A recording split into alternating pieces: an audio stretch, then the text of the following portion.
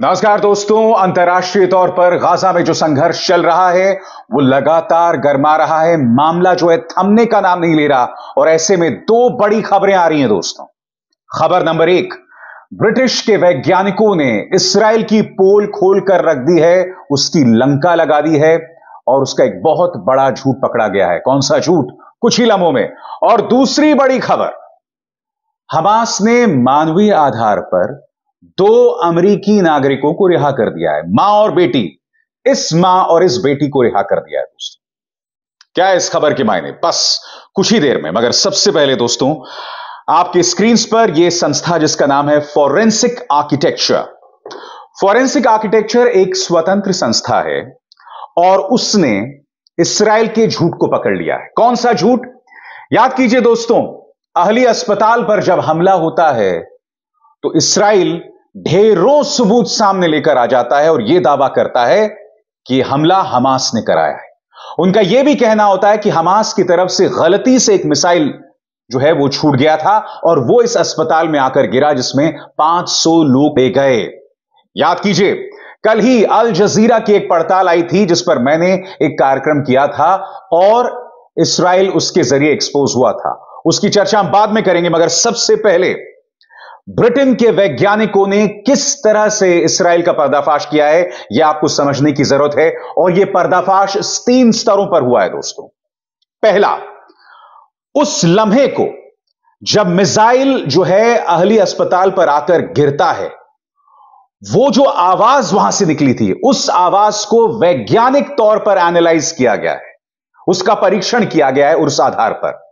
दूसरा, जब मिसाइल जमीन पर आकर लगता है, पॉइंट ऑफ इंपैक्ट, उस जगह जहां पर मिसाइल गिरता है उस जगह को एनालाइज किया। और तीसरा, याद कीजिए दोस्तों, जैसे ही यह हमला हुआ था बस कुछ ही लम्हों में इस्राएल ने हमास के आतंकवादियों की एक बातचीत जारी कर दी थी जिसमें आतंकवादी कथित तौर पर कह रहे थे कि भैया गलती हो गई, वो मिसाइल तो हमारे ही लोगों पर आ गिरा है।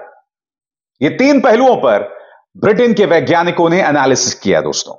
सबसे पहले हम बात करते हैं उस लम्हे की जब मिसाइल जो है वो अहली अस्पताल पर गिरता है। दोस्तों, ब्रिटेन के वैज्ञानिकों ने उसकी आवाज के आधार पर वो लोग इस निष्कर्ष पर पहुंचे कि इस्राएल झूठ बोल रहा है। और कैसे, मैं आपको बताता हूं।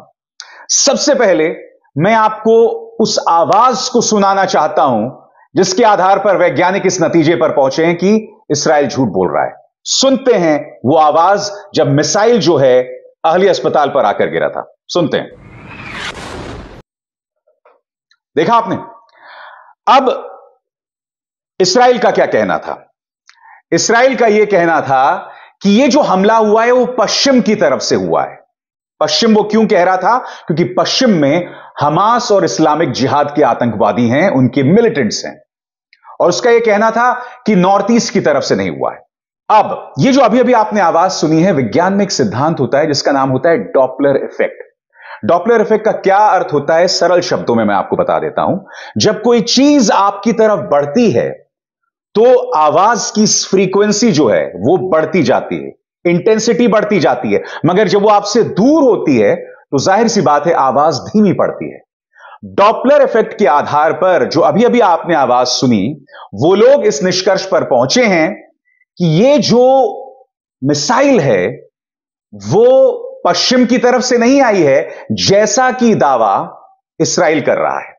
उस हमले के आधार पर दोस्तों, डॉपलर इफेक्ट के आधार पर उन्होंने यह तस्वीर जारी की है। पूरे स्क्रीन पर देखिए। इस तस्वीर में आप देख रहे होंगे कि आपको लाल रंग की एक लाइन दिखाई दे रही है और फिर आपको ब्लू रंग की कुछ लाइंस दिखाई दे रही हैं।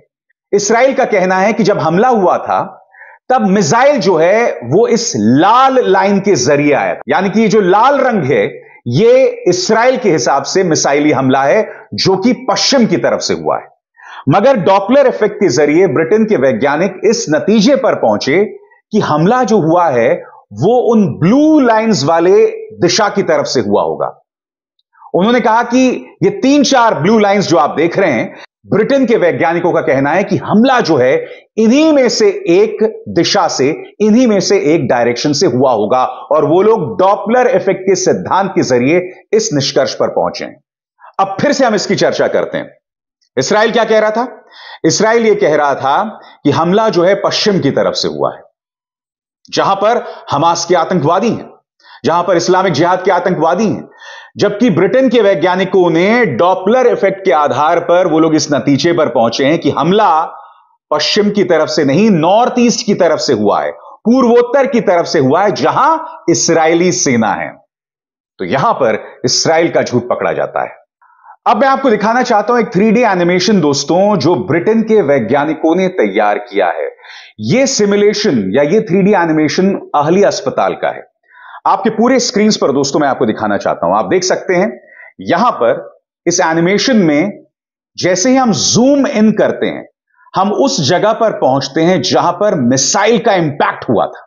यह देखिए, यहां पर आप देख सकते हैं उन्होंने बाकायदा उस जगह को दिखाया है जहां पर मिसाइल आकर गिरी। आप देख सकते हैं दोस्तों, आप उस गड्ढे को भी देख सकते हैं जो करीब 30 सेंटीमीटर से 50 सेंटीमीटर के बीच में है। अब आपके जहन में एक सवाल होगा कि दरअसल ये लाल निशान क्या थे जो मैंने अभी अभी आपको दिखाए। तो यह समझने के लिए दोस्तों मैं आपको एक चीज दिखाना चाहता हूं। कल्पना कीजिए दोस्तों, यह जमीन है और मिसाइल जो है 45 डिग्री के एंगल से आया। तो जब मिसाइल इस तरह से आया तो आपके हिसाब से जमीन कहां जो है बिखरेगी? इस तरफ तो बिखरेगी नहीं ना, वो इसी तरफ बिखरेगी क्योंकि मिसाइल का इंपैक्ट होगा इधर। अब एक बार फिर दोस्तों देखते हैं उस हिस्से को जो अभी अभी मैंने आपको दिखाया। ब्रिटेन के वैज्ञानिकों का कहना है कि जिस तरह से जमीन का छितराव या हमने जमीन का बिखराव देखा है, उस आधार पर यह कहा जा सकता है कि मिसाइल नॉर्थ ईस्ट की तरफ से आई थी और जमीन जो है वो छितरी दूसरी तरफ, यानी कि वेस्ट की तरफ। इसका क्या अर्थ हुआ दोस्तों कि मिसाइल आई नॉर्थ ईस्ट की तरफ से, जो कि इसराइल का गढ़ है, और इस सहारे उन्होंने इसराइल का दूसरा झूठ पकड़ लिया। अब हम बात करते हैं तीसरे झूठ की। दोस्तों याद कीजिए, जैसे ही हमला होता है रहस्यमय तरीके से इसराइल जो है हमास के आतंकवादियों की बातचीत को जारी कर देता है। वो बातचीत याद है कि नहीं आपको? सुनते हैं फिर से। بقول لك أول مرة بنشوف الصاروخ زي هيك والشظايا هذه، فبقول لك تبع الجهاد الصواريخ الجهاد الإسلامي هاي. ايه فهم بقولوا تعاون الجهاد الإسلامي. انه من عندنا هذا. شكله من عندنا. مين اللي بيقول هيك؟ بيحكوا إن الشظايا تبعت الصاروخ إنه شظايا محلية مش زي شظايا. ايش بتقول؟ तो ये जो करीब 20-30 सेकंड की बातचीत मैंने आपको क्यों सुनाई, क्योंकि इसमें बातचीत में हमास के आतंकवादी कह रहे थे कि गलती हो गई है, वो मिसाइल जो है हमारे ही हिस्से में आकर गिरा है, हमारे ही लोगों पर गिर गया है। अब ब्रिटेन के वैज्ञानिकों ने इस बातचीत को एनालाइज किया और एनालिसिस के बेसिस पर वो लोग इस नतीजे पर पहुंचे हैं कि दरअसल दो अलग अलग बातचीत रिकॉर्ड की गई और फिर उन दोनों को मिलाया गया और उसे एडिट किया गया। यह पूरी एनालिसिस उन्होंने वैज्ञानिक तौर पर की, यानी कि इस्राएल के दावों की 3 मोर्चों पर बखिया उधेड़ दी गई है दोस्तों, लंका लगा दी गई है। और याद कीजिएगा दोस्तों, कल ही मैंने आपको बताया था कि अल जजीरा ने उनकी पोल खोल दी थी, और कैसे पोल खोल दी थी। याद कीजिए दोस्तों, इसी इस्राएली सैनिक ने क्या कहा था कि अल जजीरा के लाइव टेलीकास्ट में वो मिसाइल दिखा जो अहली अस्पताल में जाकर गिरा था। वो लोग इस मिसाइल का हवाला दे रहे थे। अब अल जजीरा ने इस मिसाइल का एनालिसिस किया और वो लोग इस निष्कर्ष पर पहुंचे कि दरअसल यह मिसाइल जो दिखाई दे रहा है वो इस्राएल की आयरन डोम की वजह से हवा में ही उड़ा दिया गया था। आयरन डोम यानी कि जैसे ही हमास के लोग मिसाइल छोड़ते हैं तो इस्राएल का जो आयरन डोम होता है उसकी मिसाइल उसे जो है हवा में ही उड़ा देते हैं। याद कीजिए अल जजीरा ने क्या कहा था अपनी पड़ताल में, फिर से सुनते हैं। The team cross-referenced this video with another captured by a camera situated south of Tel Aviv, showing a wide view of the Gaza Strip. That video shows a series of rocket launches from Gaza. That video clearly shows how the Iron Dome intercepted these rockets, going back to the Al Jazeera live feed at 18:59:35. तो देखा आपने किस तरह से Israel का झूठ वो एक नहीं 2 मोर्चों पर पकड़ा गया है। अल जजीरा ने कल इसका पर्दाफाश किया और अब खुद ब्रिटेन के वैज्ञानिकों ने इसका पर्दाफाश कर दिया। और आप जानते हैं सबसे शॉकिंग बात क्या है? अल जजीरा की इस पड़ताल के आने के बाद इस्राइल ने अल जजीरा के प्रसारण पर रोक लगा दी है। यानी कि अब आप इस्राइल में कहीं पर भी अल जजीरा का प्रसारण नहीं देख सकते। बात सिर्फ वहां नहीं रुकती है। जब अमेरिकी विदेश मंत्रालय से सवाल पूछा गया कि जो अल अहली अस्पताल पर हमला हुआ है, क्या इसकी जांच होनी चाहिए कि नहीं होनी चाहिए, आप जानते हैं अमेरिका ने क्या कहा? अमेरिका ने कहा करने की कोई जरूरत नहीं है, क्योंकि हमें जो इस्राइल ने सबूत दिए हैं वो काफी हैं। मैं आपसे एक सवाल पूछना चाहता हूं। मैंने आपको कई मोर्चों पर बताया, अल जजीरा के हवाले से, ब्रिटेन के वैज्ञानिकों के हवाले से, कि इस्राइल जो कह रहा है वो सही नहीं कह रहा है। तो फिर इस मामले की जांच क्यों ना हो? इनफैक्ट मैं आज एक और बात कहना चाहता हूं।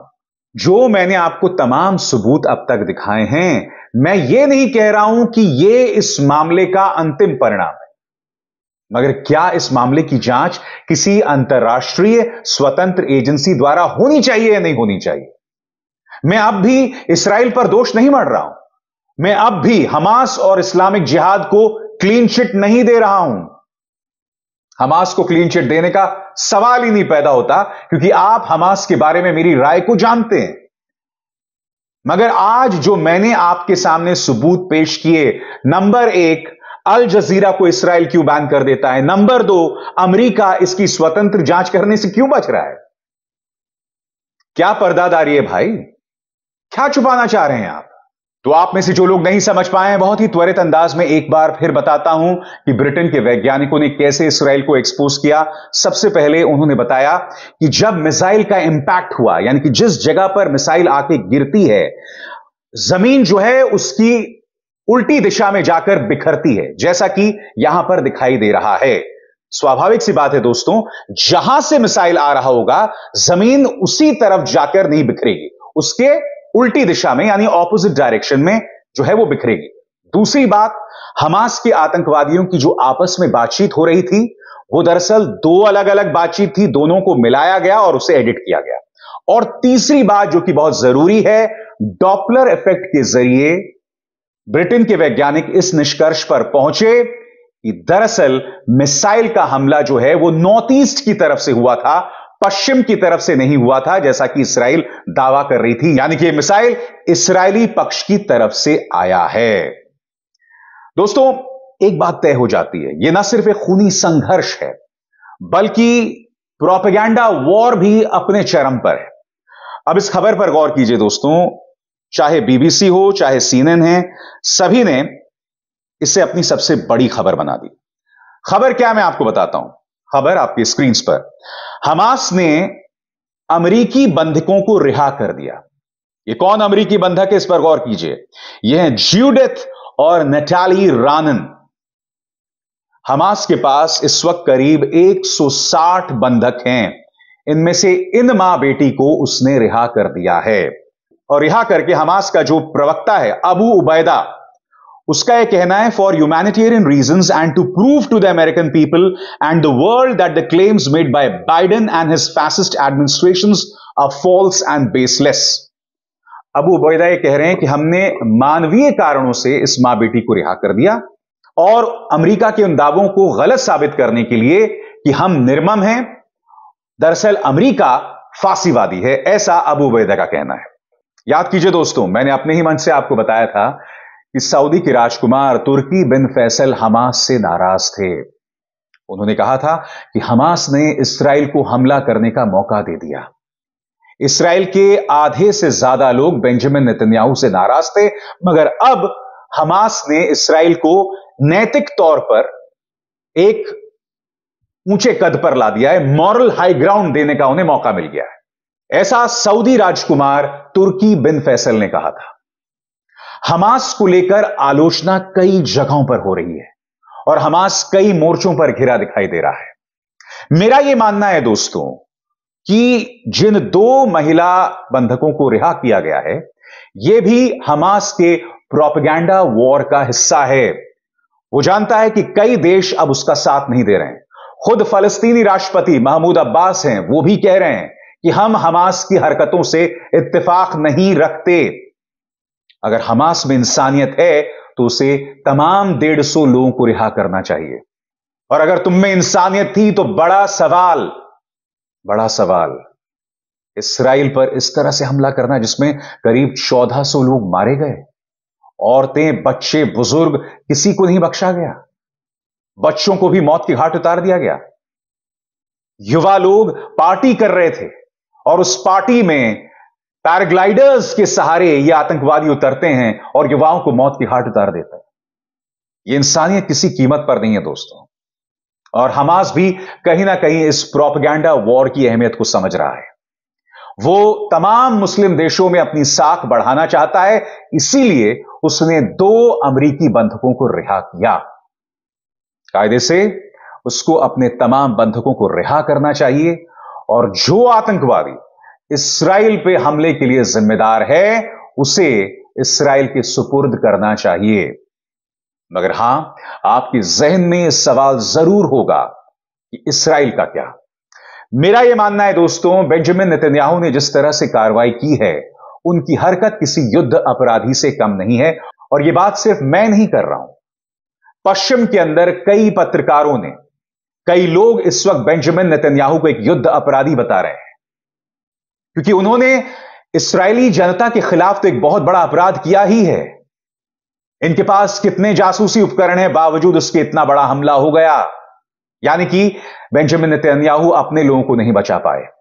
और उसके बाद बेंजामिन नेतन्याहू जो हैं एक ऐसा हमला करते हैं जिसमें अब तक करीब 5000 फलस्तीनी मारे गए हैं, जिनमें हम ये तो नहीं जानते कि हमास के आतंकवादी कितने हैं, मगर फलस्तीन में कई बेकसूर जो हैं वो मौत की घाट उतार दिए गए। इसीलिए बेंजामिन नेतन्याहू की हरकतों का भी हिसाब होना चाहिए इंटरनेशनल वॉर क्राइम ट्राइब्यूनल्स में। मगर क्या ऐसा होगा? हालात बद से बदतर हो रहे हैं, जो अपने आप में बहुत चिंताजनक है। अभिसार शर्मा को दीजिए इजाजत। नमस्कार। स्वतंत्र और आजाद पत्रकारिता का समर्थन कीजिए, सच में मेरा साथी बनिए। बहुत आसान है दोस्तों, इस ज्वाइन बटन को दबाइए और आपके सामने आएंगे ये 3 विकल्प, इनमें से एक चुनिए और सच के इस सफर में मेरा साथी बनिए।